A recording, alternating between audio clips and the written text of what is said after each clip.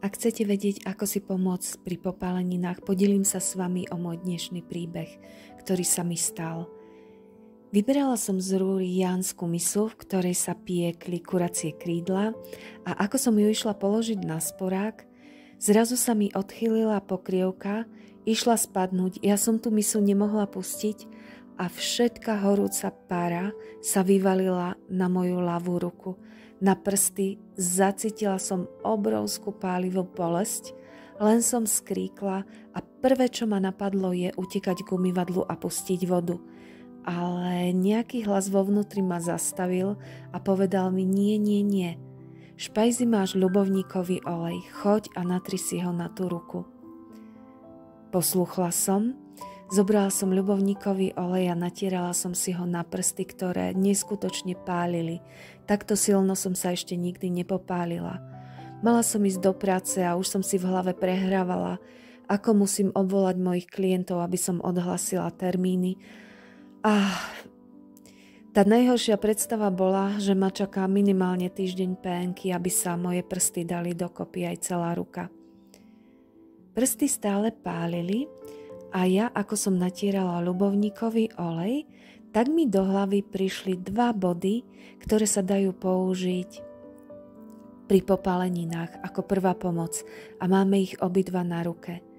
Nájdete ich na obrázku. Začala som si tieto body masírovať a asi tak po 5 minútach zrazu neskutočná úľava. Úplne tá horúčosť, ktorú som cítila, sa vytratila, nevytvorili sa pľuzgiere, prsty boli stále červené a vravala som si, wow, paráda, úžasne to funguje. Ale po chvíli tá pálivá bolesť prišla znova. Dotýkať prstov som sa mohla, tak som si ich znova natrela ľubovníkovým olejom. Bola som šťastná, že nemám žiadne pľuzgiere. Po chvíľu masírovania a natierania týmto olejom znova bolesť ustúpila. A už sa nevrátila. A tak som sa obliekla a išla som do práce a ďakovala som za túto úžasnú bylinku ľubovník a za to, že takto dokáže pomáhať. V mojej hlave skrsli také pochybnosti, že je to naozaj tým ľubovníkom, alebo by mi pomohlo natretie akéhokoľvek oleja na ruku, ktorá bola popálená. Hneď ako som vyslala takúto myšlienku počas masírovania, pálivá bolesť v prstoch sa objavila znova.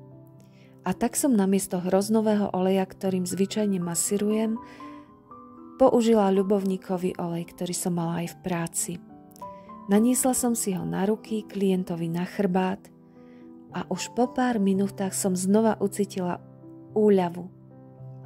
Teraz je večer, keď vám toto nahrávam a musím povedať, že moje prsty sú citlivé, ale môžem pracovať, môžem sa ich dotýkať, necítim žiadnu pálivú bolesť a nemám žiadne pľuzgiere a je to úžasné a ďakujem za to.